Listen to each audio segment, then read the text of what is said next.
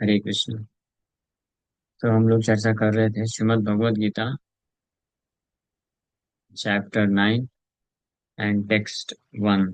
इसका तात्पर्य पढ़ रहे थे। श्री भगवान उवाच इदं तु ते गुह्यतमं प्रवक्ष्यामि अनुसूयवे ज्ञानं विज्ञानसहितं यज्ञात्वा मोक्षसे अशुभात्।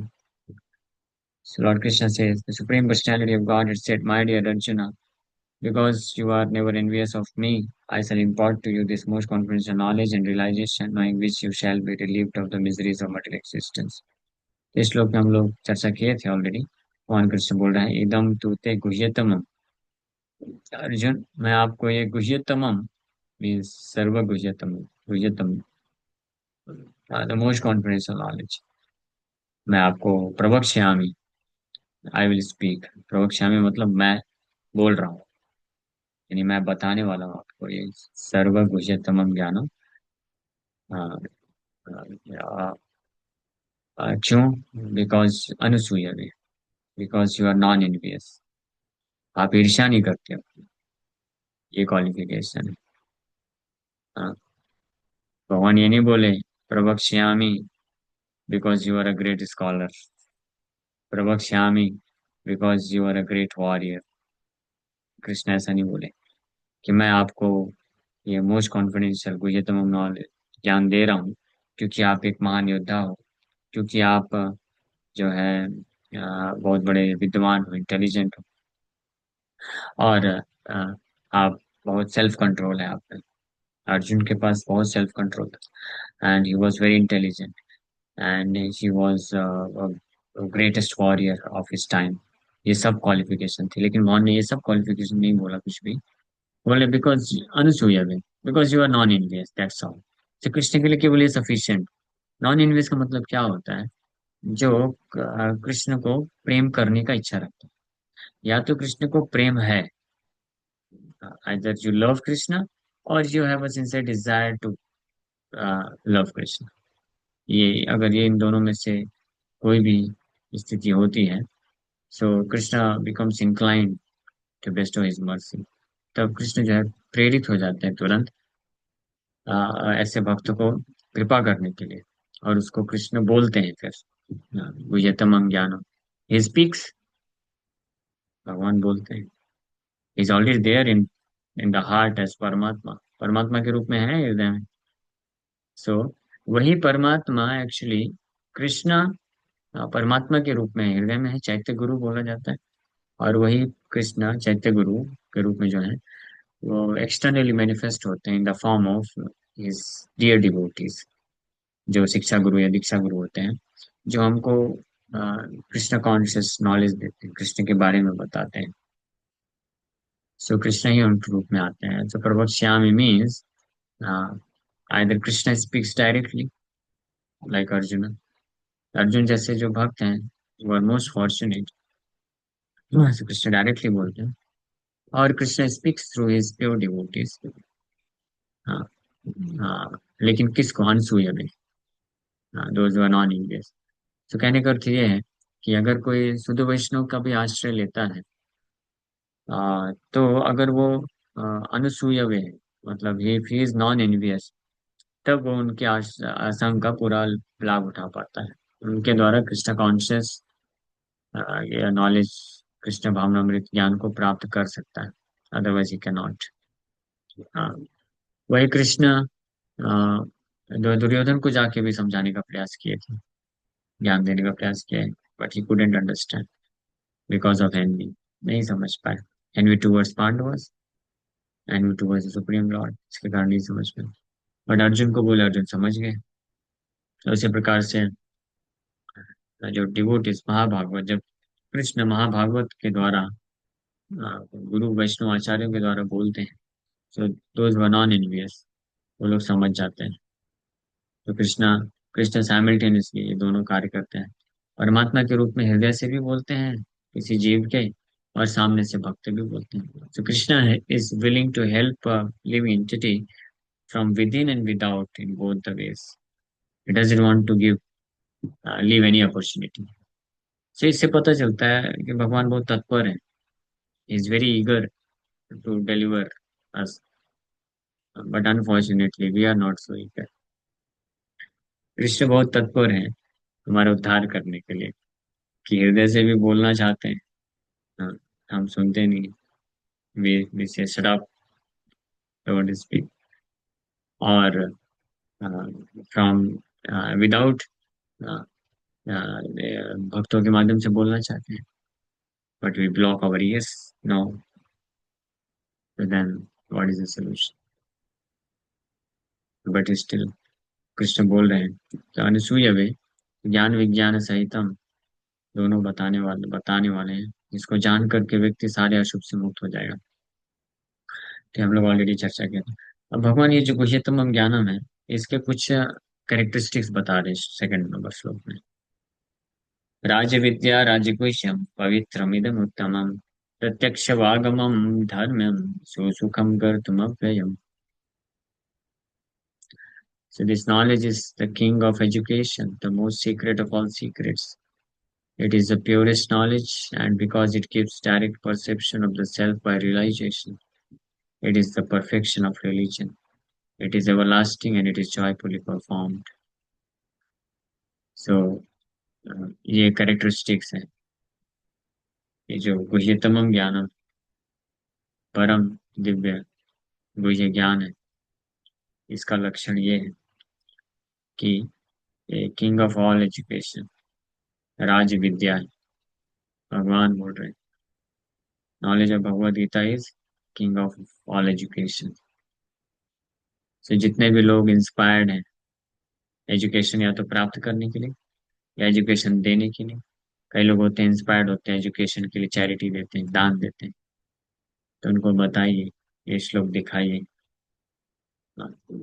या आप राज्य विद्या के लिए दान दीजिए, राज्य विद्या को प्रमोट करिए, राज्य विद्या प्रदान करने में हेल्प करिए, राज्य विद्या ग्रहण करिए, राज्य विद्या प्राप्त करो।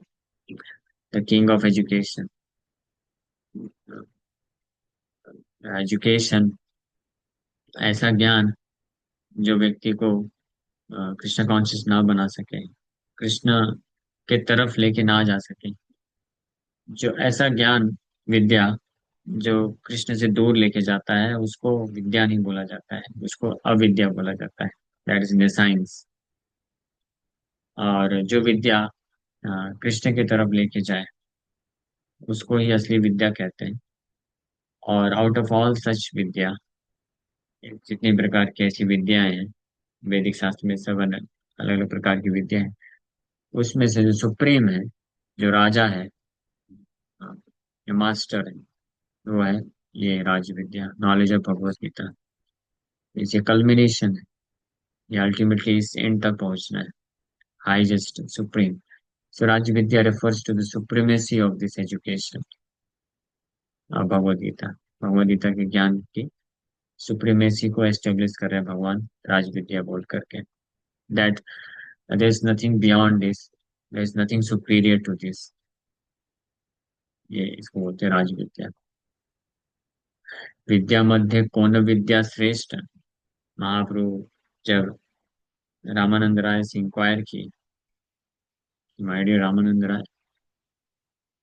विद्या मध्य कौन विद्या श्रेष्ठ, श्रेष्ठ राय कहे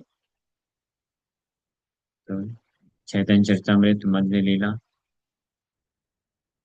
8.245,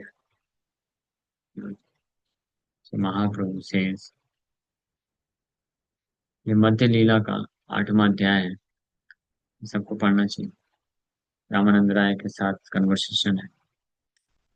प्रभु कहे कौन विद्या, विद्या मध्य सार, राय कहे कृष्ण भक्ति बिना विद्या नहीं यार।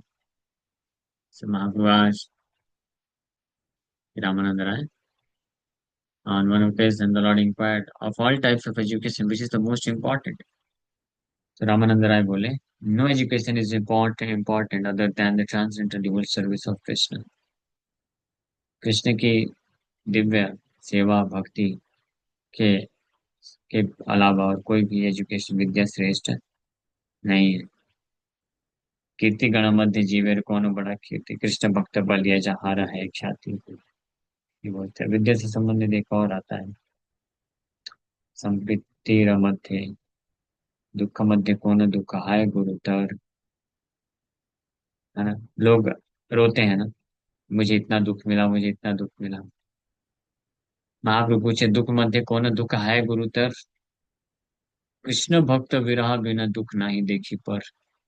Shri Chaitanya Mahaprabhu asked, out of all kinds of distress, what is the most painful? अब सब लोग दुख एक्सपीरियंस करते हैं संसार में। दुखी कौन कौन जो है दुख एक्सपीरियंस किए हैं इस संसार में। तो महाप्रभु पूछ रहे हैं सारे दुखों में से सर्वश्रेष्ठ दुख क्या है, लेकिन ये दुख कोई समझ नहीं पाता है। तो बोल रहे हैं Ramananda Rai replied, apart from separation from the devotee of Krishna I know of no unbearable unhappiness. There is no unbearable happiness. Krishna भक्त विरह बिना दुख नहीं देखी पर परम है सुपीर है। यानी से मुक्त मध्य कौन जीव मुक्त करी मानी गान मध्य कौन। There is one more thing, education with related with education। Krishna नाम ध्येय मध्य सर्वत्र जी क्षमा मध्य। विद्या मध्य विद्या का तो बता दिए, ये of all types of education।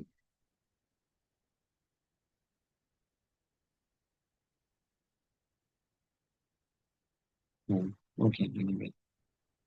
So Raj Vidya is king of all knowledge। Raj Vidya, Raj Guhyam, so king of all education, and at the same time Raj Guhyam means king of confidential knowledge। जितने भी प्रकार के ज्ञान है उसमें सबसे ज्यादा गुह्यतम ज्ञान राज गुह्यम का अर्थ ये होता है। कॉन्फिडेंशियल नॉलेज मतलब होता है कि अ, अगर उसका सीक्रेट या उसका पासवर्ड नहीं मालूम है तो आप उसको प्राप्त नहीं कर सकते हैं। There is a proper process, कोई उचित विधि है, उसके द्वारा ही उस ज्ञान को प्राप्त किया जा सकता है, भले ही उसको कोई कितना भी पढ़ ले। जस्ट लाइक भगवत गीता, ये राजगुह्यम भगवान बोल रहे हैं, बट हाँ ये राजगुह्यम ज्ञान जो है ओपनली सबके पास है, कोई भी गीता एक्सेस कर सकता है, लेकिन केवल गीता को खुद से पढ़ के इस ज्ञान को प्राप्त नहीं कर सकता है, ये सीक्रेट है इसका। इसलिए ओपन सीक्रेट बोला जाता है राजगुह्यम, क्योंकि इसका प्रोसेस जब तक कोई फॉलो नहीं करेगा, क्योंकि ये जो ज्ञान है ये डिवोटीज के द्वारा ही प्राप्त किया जाना चाहिए, तभी ये ज्ञान प्राप्त होगा, और वो भी नॉन इन्वेस होकर के सबमिसिव होकर के जब कोई प्राप्त करेगा तब प्राप्त कर सकता है, अदरवाइज नॉट पॉसिबल। राजगुह्यम, राजगुह्यम का अर्थ क्या है? Because it contains confidential personal information about the supreme Lord and his paraphernalia.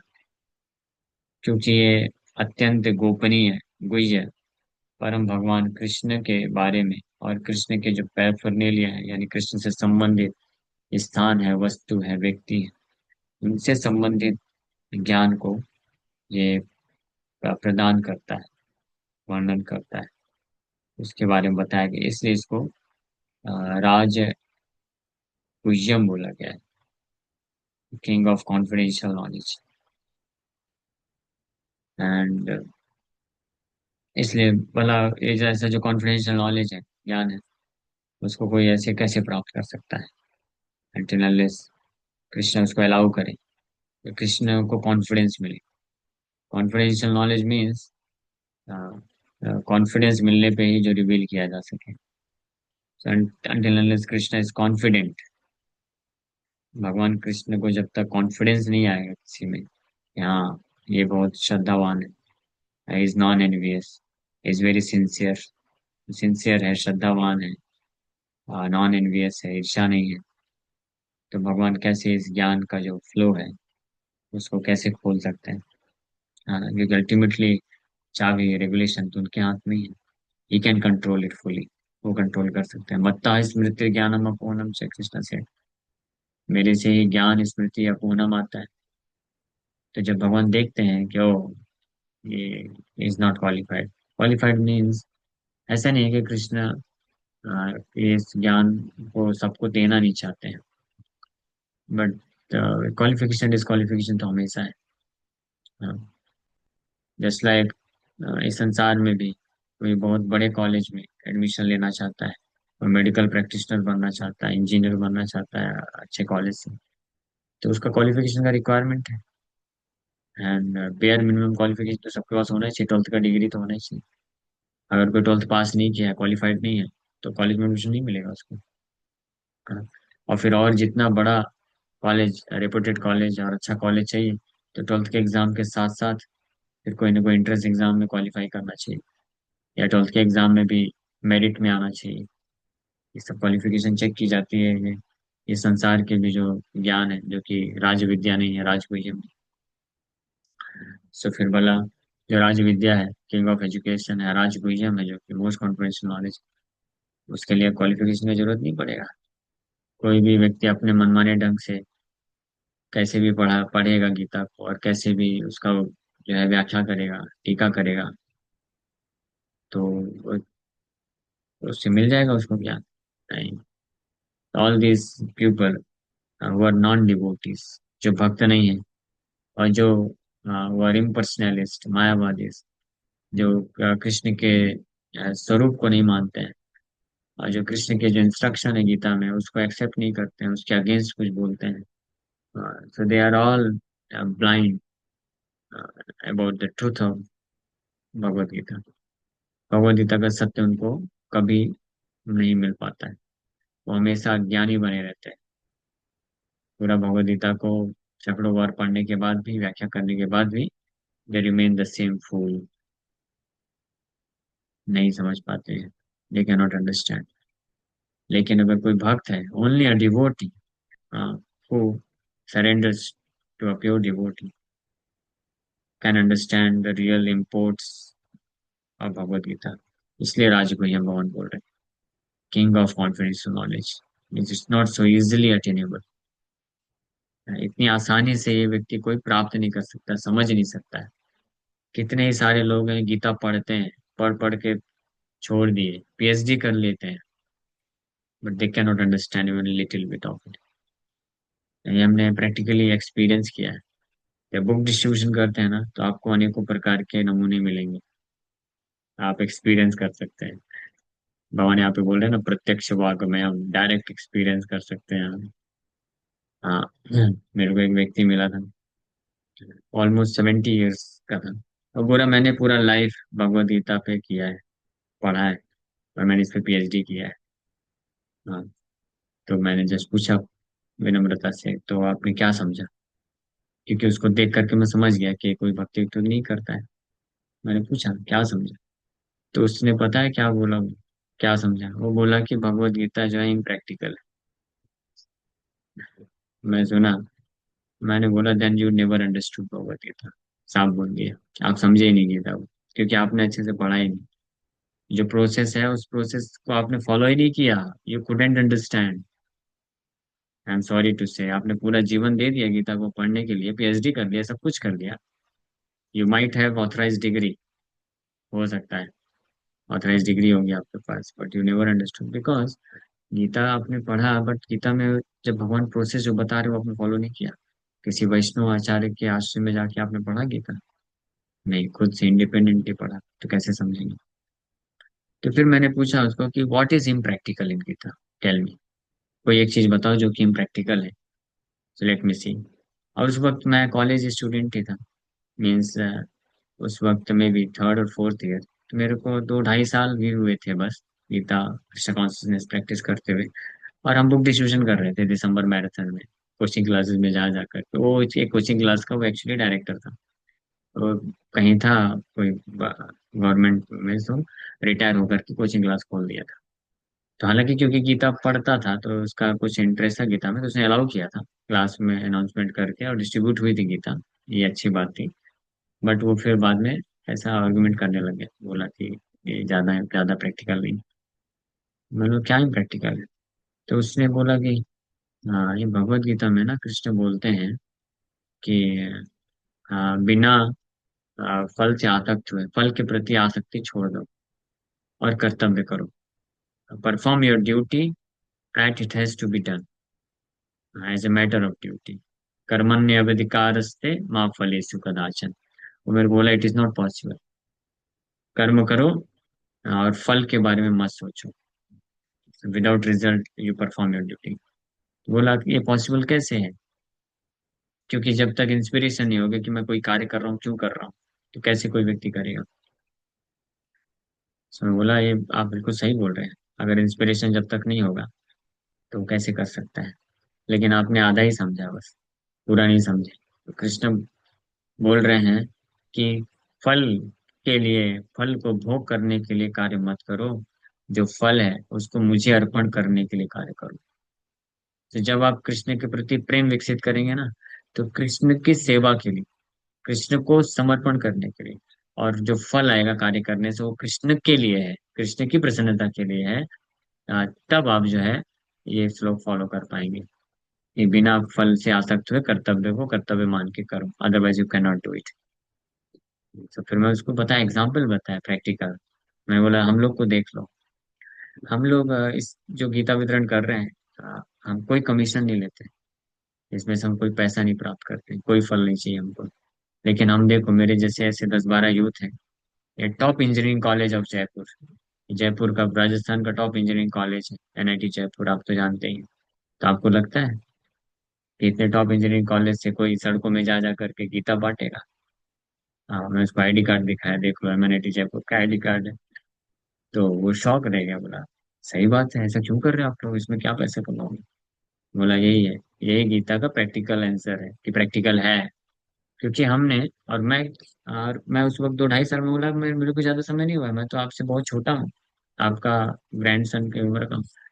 और हमने 2-2.5 साल ही पढ़ा है बस। लेकिन बस यही अंतर है कि हम प्रामाणिक वैष्णवाचार्य श्रील प्रभुपाद जी के आश्रय में रह करके उनके अनुसार गीता को सुने हैं, पढ़े हैं, और हम फॉलो कर रहे हैं इंस्ट्रक्शन, बस सिंपल सी बात है। और आपने इंडिपेंडेंट किया इसलिए आपको नहीं मिला, तो अब ये गीता लीजिए, पढ़िए, तो आप समझ पाएंगे।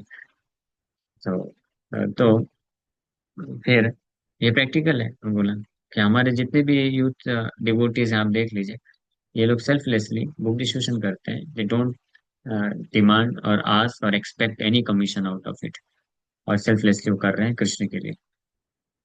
तो ये है प्रैक्टिकल भगवद गीता का, और यही कृष्ण चाहते हैं। और जो व्यक्ति ये करता है, वो गीता समझा है, अदरवाइज नहीं समझा गीता। सो पॉइंट इज, ये मैं बता रहा था, एक एग्जाम्पल है, ऐसे एक और भी एग्जाम्पल है। कई केसेस ऐसे मिलते रहते हैं। कोई लोग बोलते हैं गीता दो, बोले हमने गीता भी पढ़ लिया, महाभारत रामायण सब पढ़ लिया। तो मैं पूछता हूँ आपने सब पढ़ लिया है, तो सब पढ़ने के बाद क्या कर रहे हैं?